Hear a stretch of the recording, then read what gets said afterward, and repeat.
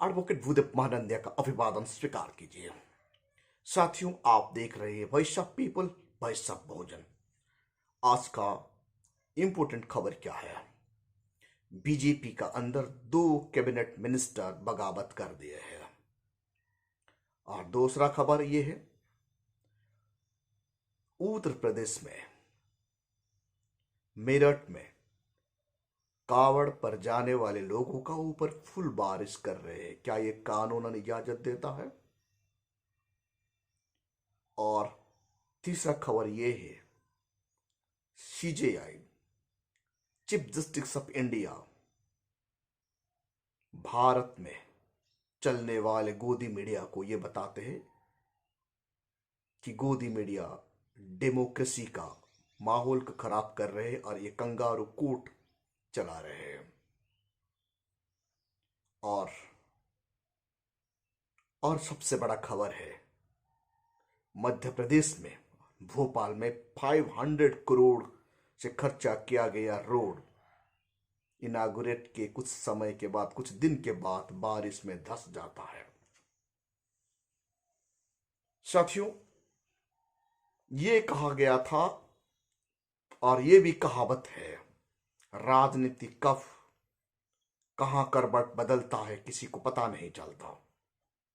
भारत में सबसे ताकतवर पॉलिटिकल पार्टी, जो पार्टी को घमंड है कि उनको कोई हरा नहीं सकता और टोटल डेमोक्रेसी का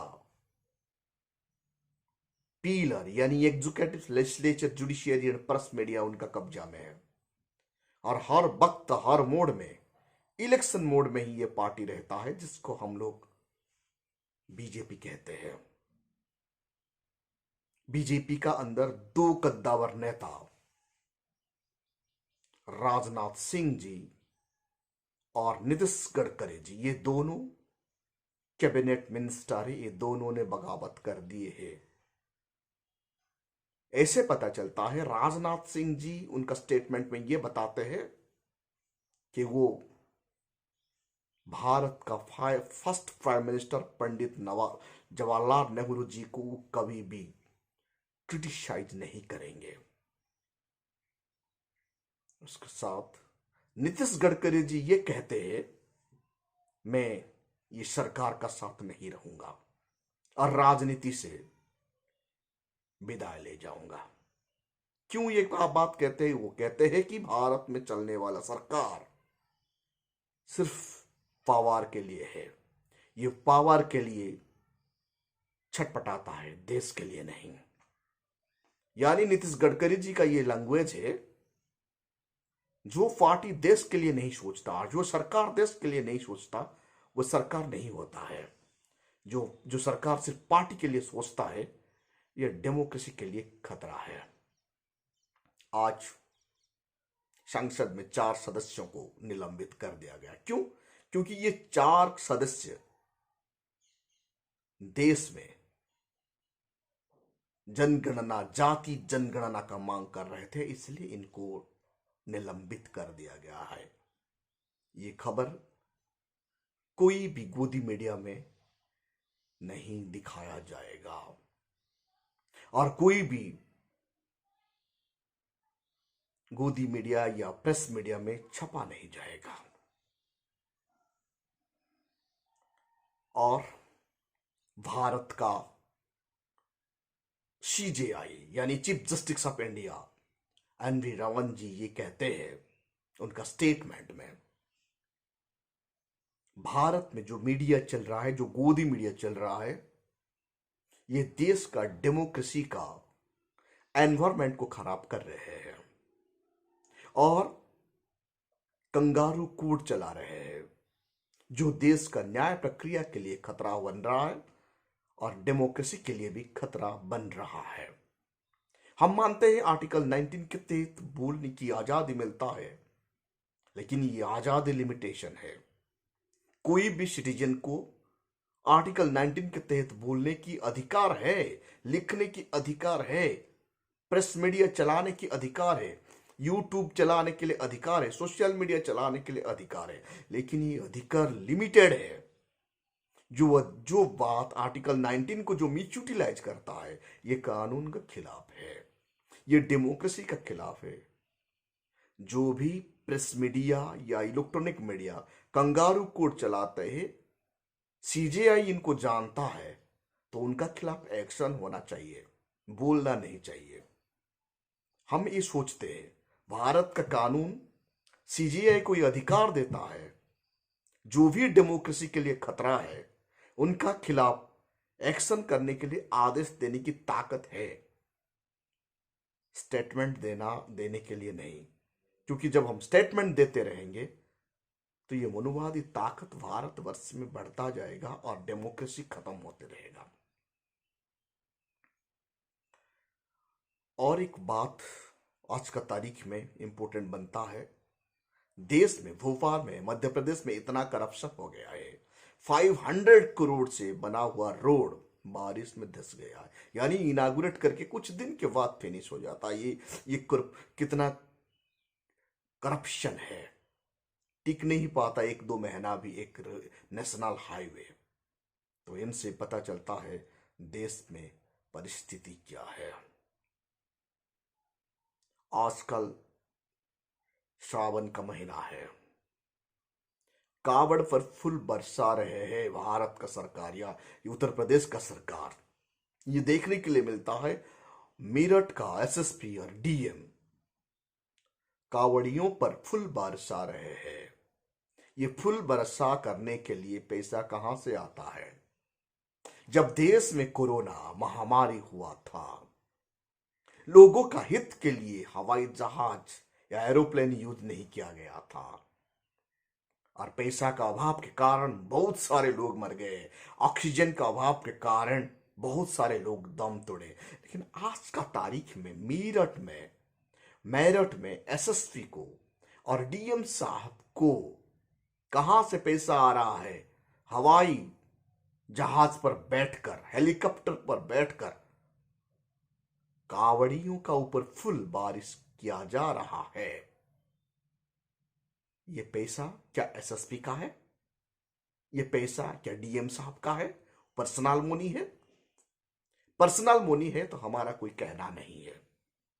जब ये गवर्नमेंट का पैसा से ऐसा किया जा रहा है, डीएम पोस्ट में बैठकर, एसएसपी पोस्ट में बैठकर ये कानून को वायोलेशन कर रहे हैं। यानी भारत का प्रीएम्बल सेकुलर कहता है, ये सेकुलरिज्म का खिलाफ है। जो भी इंसान स्टेट और गवर्नमेंट का पोस्ट में बैठता है और गवर्नमेंट ताकत में रहता है, वो गवर्नमेंट का डेजिग्नेशन से कोई भी धार्मिक कार्य कर नहीं सकता, वो इंडिविजुअली कर सकता है। भारत का संविधान का आर्टिकल 28 हमें यह करने के लिए इजाजत नहीं देता, क्योंकि भारत का संविधान का प्रीएम्बल में सेकुलर आता है। आर्टिकल 28 में गवर्नमेंट मनी कभी भी रिलीजियस, पर्टिकुलर रिलीजियस के लिए यूज किया नहीं जाएगा। 28 ये भी कहता है सरकारी इंस्टीट्यूशन, एजुकेशनल इंस्टीट्यूशन या जो भी सरकारी इंस्टीट्यूशन, वो कभी भी विशेष रिलीजन, पर्टिकुलर कोई भी रिलीजन के ऊपर एक भी पैसा खर्चा कर नहीं सकता, और करने के लिए मना करता है हमारा देश का संविधान। फिर मेरठ का एसएसपी साहब और मेरठ का डीएम साहब का खिलाफ कोई भी कार्रवाई क्यों नहीं होता? भारत का नौजवान जब नौकरी मांगने के लिए जाते हैं तो डंडा मिलता है, और कांवड़ यात्रा पर जब जाते हैं तो फुल बारिश होता है। कांवड़ यात्रियों पर फुल बारिश करना आर्टिकल 28 के खिलाफ है और भारत का संविधान का प्रीएम्बल के खिलाफ है। जो भी अधिकारी डीएम यानी आईएएस है, ये इंडिया का सबसे जिम्मेदार पोस्ट है। डीएम साहब को कम से कम कानून का जानकारी रखना चाहिए।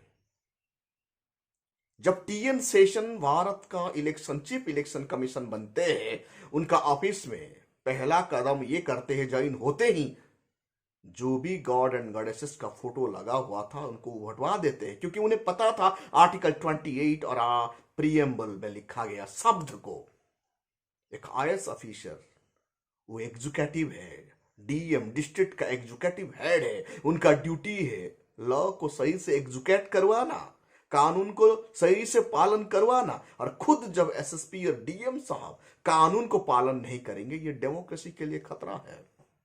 डेमोक्रेसी इक्वालिटी का बुनियादी पर खड़ा है, यानी आर्टिकल 14 के बुनियादी पर खड़ा है। जो भी गवर्नमेंट इंस्टीट्यूशन और गवर्नमेंट इंस्टीट्यूशन का हेड, उनका रिस्पॉन्सिबिलिटी होता है आर्टिकल 14 के तहत सबको इक्वालिटी दिखना है। और आर्टिकल 28 कभी भी इजाजत नहीं देता गवर्नमेंट मोनी कोई भी पार्टिकुलर रिलीजियस का फार्म में यूटिलाइज करने के लिए, क्योंकि हम सेकुलर है, हम इक्वालिटी को पालन करते हैं। आप हिंदू को पैसा देते हैं तो मुसलमान को भी देना होगा, सिख को भी देना होगा, बुद्धिस्ट को भी देना होगा, ईसाई को भी देना होगा। इसीलिए कोई भी रिलीजियस स्टेट रिलीजियस नहीं है, कोई भी रिलीजन स्टेट का रिलीजन नहीं है। डेमोक्रेसी कोई भी रिलीजन को स्टेट रिलीजन डिक्लेयर नहीं किया है भारत का, फिर भी खुलेआम कानून का धज्जिया उड़ाया जा रहा है भारतवर्ष में। जब तक भारत का सिटीजन भारत का संविधान के बारे में जानकारी नहीं रखेंगे, ऐसा ही होता रहेगा। डॉक्टर बाबा साहेब अम्बेडकर जब भारत का संविधान लिख रहे थे, उनका ये सपना था आर्टिकल 14 के तहत इक्वालिटी आएगा और देश का कानून सही से लागू होगा। और जो भारत का सर्वोच्च पोस्ट यूपीएससी किया गया था, यूनियन पब्लिक सर्विस कमीशन, वो सबसे बड़ा पोस्ट होता है आईएएस और उसके बाद आईपीएस। दोनों का रिस्पॉन्सिबिलिटी है डिस्ट्रिक्ट लेवल में, और उनका अधीन में जो एरिया आता है उस पे कानून को सही पालन करना और संविधान को सुरक्षा देना। जब इतना बड़ा पोस्ट में, भारत का सबसे बड़ा पोस्ट में बैठकर, आईएएस आईपीएस में बैठकर सरकार का आदेश अनुसार काम करेंगे, ये गलत होता है। इन लोगों को संविधान का आदेश अनुसार शासन करना चाहिए। जिस दिन भारत का आईएएस आईपीएस, एग्जीक्यूटिव, जुडिशियरी और लेजिस्लेचर संविधान को पालन कर देंगे, उसी दिन भारत सोने की चिड़िया बन जाता है। इसीलिए बाबा साहेब अम्बेडकर उनका लास्ट पार्लियामेंट्री स्पीच में कहते हैं, संविधान जितने अच्छे हो ना क्यों, संविधान चलाने वाले का मनसा सही नहीं तो वह संविधान बुरा ही साबित होगा। संविधान जितना खराब हो ना क्यों, संविधान चलाने वाले को मनसा अच्छा है तो अच्छा ही साबित होगा। आज भारत में संविधान अच्छा साबित हो नहीं पा रहा है, क्योंकि संविधान में चलाने वाले लोग का नियत अच्छा नहीं है। साथियों, भारत का डेमोक्रेसी को बचाने के लिए सिर्फ ही सिर्फ अम्बेडकरवाद और कॉन्स्टिट्यूशनलिज्म का बहुत जरूरी है। और भारत का संविधान ही भारतीयों का आत्मा है, और भारतीयों को बचाने के लिए एक ही ग्रंथ है, वो है संविधान। जब भारत का सिटीजन संविधान को पढ़ेंगे, कोई भी पार्टी, कोई भी ग्रुप, कोई भी इंडिविजुअल यहां तानाशाही कर नहीं पाएगा, मनमानी एडमिनिस्ट्रेशन हो नहीं पाएगा। लोग सड़क पर आएंगे, अपना मांग रखेंगे, अधिकार मांगेंगे। भारत का विडंबना यह है, लोग धर्म के बारे में ज्यादा जानकारी रखते हैं, लेकिन देश का कानून के बारे में, देश का संविधान के बारे में कम जानकारी रखते हैं। फॉर एग्जाम्पल, एक ईसाई, उनको बाइबल के बारे में ज्यादा ज्ञान है, लेकिन भारत का संविधान के बारे में उतना ज्ञान नहीं होता। एक मुस्लिम, उनको कुरान के बारे में जितना ज्ञान, हर दिन वो कुरान पढ़ता है, लेकिन वो कभी भी भारत का संविधान नहीं पढ़ता। एक हिंदू, उनका धर्म ग्रंथ के बारे में उनको जानकारी होता है, लेकिन उनको बचाने वाले संविधान के बारे में उनको जानकारी नहीं होता। इसीलिए आज भारत का डेमोक्रेसी खतरे में है। भारत का डेमोक्रेसी को बचाना है तो हर घर में भारत का संविधान को रखना है, हर सिटीजन को संविधान के बारे में जानना है, और हर सिटीजन अपना कर्तव्य को ड्यूटी को सही से निभाना है, तब जाके भारत का डेमोक्रेसी फलेगा और फूलेगा और देश का डेमोक्रेसी सुदृढ़ होगा। साथियों, आप देख रहे हैं voice of people, voice of Bahujan. इस चैनल को ज्यादा से ज्यादा लाइक कीजिए, कमेंट कीजिए और सब्सक्राइब कीजिए, क्योंकि इस चैनल को बचाना बहुत जरूरी है। आप लोगों का विदाउट कोऑपरेशन से voice of people, voice of Bahujan आगे बढ़ने वाला नहीं है। इस चैनल को बचाना है, बाबा साहेब अम्बेडकर का मिशन को चलाना है और बहुजनों का वॉइस को पूरा भारतवर्ष में बुलंद करना है। Thank you.